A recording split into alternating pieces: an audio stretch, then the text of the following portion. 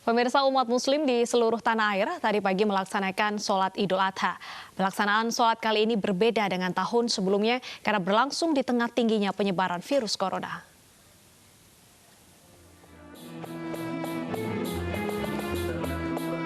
Penyebaran virus corona tidak menyurutkan semangat umat Islam melaksanakan salat Idul Adha berjamaah. Seperti di kota Surabaya, Jawa Timur, salat Idul Adha digelar di Masjid Al-Akbar dengan mematuhi protokol penanganan virus corona. Sebelum memasuki masjid, panitia mengukur suhu tubuh jamaah satu persatu. Masing-masing jamaah juga diberikan kantong plastik sebagai tempat alas kaki dan wajib menggunakan cairan pembersih tangan. Selain itu, saat pelaksanaan sholat, panitia penyelenggara memastikan jamaah berada dalam jarak aman.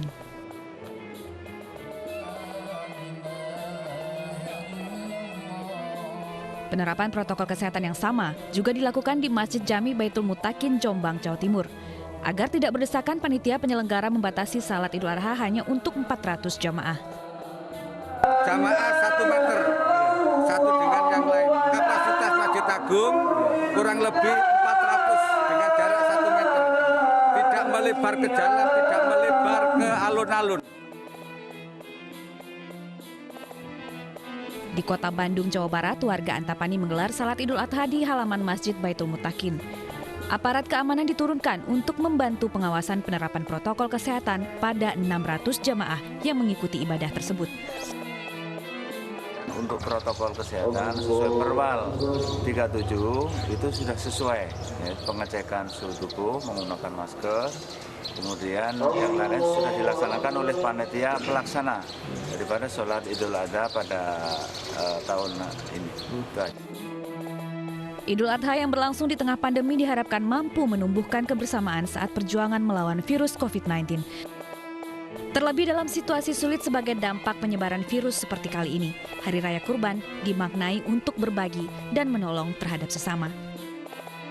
Tim Liputan iNews melaporkan. Dan pemirsa, kita pantau jalannya pemotongan hewan kurban di Medan, Sumatera Utara. Sudah ada Febrina Permata di sana. Selamat siang, Febrina. Bagaimana proses pemotongan hewan kurban di sana? Ya baik, Data dan juga pemirsa, di tengah pandemi COVID-19 pada saat ini sejumlah masjid di Kota Medan juga melaksanakan sholat Idul Adha berjamaah pada pagi tadi. Salah satunya di Masjid Agung Medan, di mana ini para jemaah diwajibkan untuk yang melaksanakan sholat berjamaah ini diwajibkan untuk mematuhi protokol kesehatan yang sudah ditetapkan oleh Majelis Ulama, di mana para jemaah di sini diwajibkan untuk membawa sajadah masing-masing pada saat sholat dan juga wajib menjaga jarak pada saat beribadah dan tidak dianjurkan untuk bersalaman demi menghindari adanya kontak fisik agar mencegah penyebaran COVID-19. Nah, tentu saja untuk pelaksanaan hewan kurban ini sendiri, penyembelihan hewan kurban di Masjid Agung Medan pada tahun ini tidak dilaksanakan dikarenakan pandemi COVID-19, sehingga hewan kurban sapinya Presiden Jokowi yang sebelumnya direncanakan akan disembelih di Masjid Agung Medan dipindahkan ke kantor Gubernur Sumatera Utara tepat bersebelahan dengan Masjid Agung Medan ini sendiri. Di sini terdapat sekitar 11 sapi yang disembelih oleh pihak pemerintah Provinsi Sumatera Utara, di mana 11 sapi ini termasuk dari 154 ekor sapi yang disebar di 33 kabupaten kota di Sumatera Utara, Deta. Dan sapi-sapi ini sendiri bukan berasal dari anggaran pemerintah daerah, namun sumbangan dari para ASN dan juga pejabat BUMD di sejajaran Pemprov Su. Di sini sapi Pak Jokowi sudah mulai disembelih pada pukul 10 pagi tadi.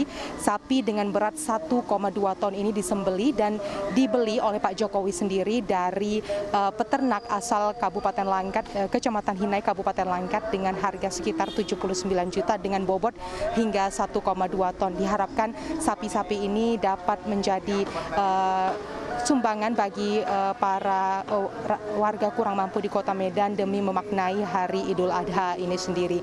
Dan tak lupa juga pihak pemerintah Provinsi Sumatera Utara ini sendiri sudah menyebarkan sebanyak 15.000 kupon bagi warga Sumatera Utara di 33 kabupaten kota untuk bisa menikmati dan juga mendapatkan sapi dari para pejabat dan juga para pegawai di BUMD jajaran pemerintah Provinsi Sumatera Utara. Deta. Baik, terima kasih Febrina atas informasinya. Selamat bertugas kembali. Pemirsa, momen Hari Raya Idul Adha dimanfaatkan oleh MNC Finance untuk berbagi dengan sesama. Sejumlah hewan kurban yang berasal dari partisipasi mitra kerja disalurkan kepada kaum duafa dan fakir miskin yang juga terdampak pandemi COVID-19.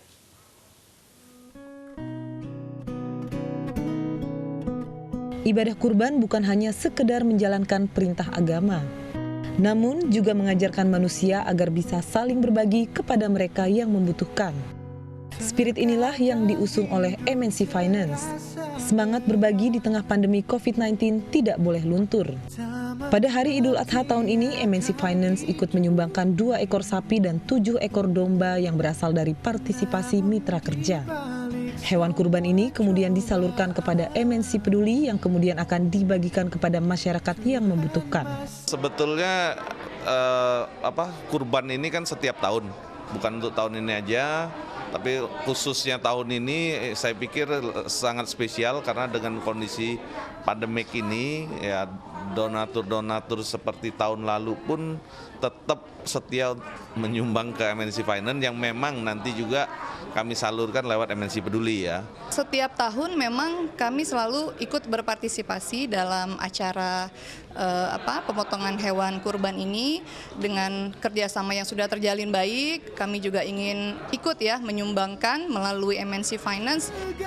Pembagian daging kurban diharapkan bisa memberi kebahagiaan kepada masyarakat yang merayakan Idul Adha di tengah pandemi COVID-19. Apalagi sebagian masyarakat yang ikut terdampak mengalami keterpurukan di bidang ekonomi. Tim Liputan iNews melaporkan.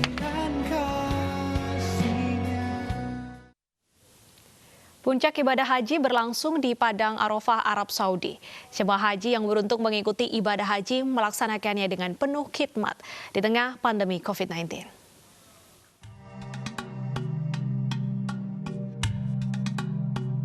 Jemaah haji melaksanakan ibadah wukuf di Arafah Kamis siang yang menjadi salah satu rangkaian terpenting ibadah haji. Di tengah pandemi, para jemaah tetap wajib menggunakan masker saat mengitari Padang Arafah. Rombongan juga hanya dibatasi 20 jemaah per kelompok agar jaga jarak tetap terjaga. Sebelumnya, para jemaah wajib mengikuti tes COVID-19 dan menjalani karantina di lokasi yang telah ditentukan. Tidak hanya memakai gelang khusus, jemaah juga melaksanakan tawaf atau mengelilingi Ka'bah dalam kelompok kecil di Masjidil Haram dengan tetap menjaga jarak satu sama lain untuk menghindari penularan virus corona. Dalam ibadah haji tahun 2020, hanya 10.000 jemaah yang dibolehkan mengikuti haji, yakni khusus bagi penduduk atau warga yang menetap di wilayah Arab Saudi. Padahal biasanya lebih dari 2 juta jemaah dari penjuru dunia melaksanakan rukun Islam kelima tersebut setiap tahunnya. Pemirsa, di Hari Raya Idul Adha, Taman Marga Satwa Ragunan sepi pengunjung.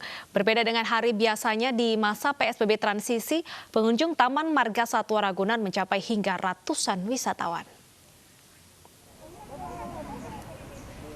Dalam suasana libur Idul Adha, kawasan Taman Marga Satwa Ragunan justru sepi pengunjung.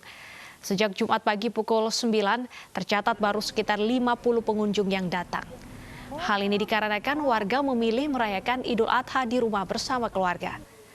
Meski begitu, penjagaan keamanan dan protokol kesehatan tetap diterapkan. Taman Marga Satwa Ragunan buka dari hari Selasa hingga Minggu, mulai pukul 8 pagi hingga 1 siang.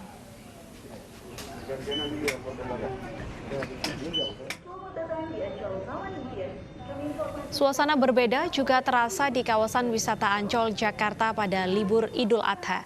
Pengunjung memadati area yang dimanfaatkan untuk berolahraga sejak pagi. Area Symphony of the Sea yang berlokasi di pantai timur tetap mewajibkan protokol kesehatan kepada para pengunjung seperti memakai masker dan menjaga jarak. Namun pengunjung yang datang ke Ancol masih dilarang untuk berenang di area pantai untuk mencegah penularan COVID-19.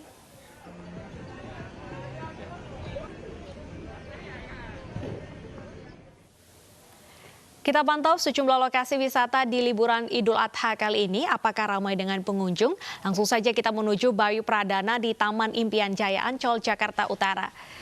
Ya Bayu, apakah di hari libur ini terlihat adanya peningkatan jumlah wisatawan? Ya, Bernadetta, memang peningkatan wisatawan ini tidak seperti biasanya. Justru ini malah menurun mengingat ini adalah hari libur Idul Adha. Di mana meski demikian tadi pagi sudah ada warga yang sudah datang ke Ancol Taman Impian ini baik berwisata maupun juga berolahraga. Memang sedikit berbeda, Deta, di mana di tengah pandemi ini ada beberapa protokol kesehatan yang harus dipatuhi oleh para pengunjung, di antara selain memakai masker dan juga menjaga jarak, juga adanya larangan untuk berenang di area pantai. Mengingat kita juga kerap menjumpai wisatawan yang datang ke Ancol ini biasanya untuk berenang ke pantai, namun dengan adanya larangan ini maka juga beberapa wisatawan ini mengalihkan, di antaranya yaitu beberapa tempat wisata yang ada di Ancol ini seperti Dunia Fantasi, dan juga salah satunya tempat saya berdiri saat ini yaitu Symphony of the Sea, di mana ini ada di Pantai Timur yang baru saja direvitalisasi.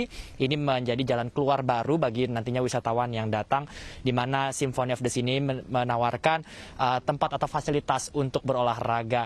Di mana di sini para wisatawan tadi selain menikmati panorama pantai, juga banyak sekali aktivitas olahraga yang sudah dilakukan, dimulai dari bersenam, bermain bersepeda, dan juga berolahraga lainnya. Kendati demikian, wisata lainnya di Ancol ini yang memang tidak berkaitan dengan air, di antaranya ini masih terus dibuka, di antaranya Dunia Fantasi dan beberapa spot lainnya yang masih dibuka dengan jam 8 pagi hingga jam 6 sore.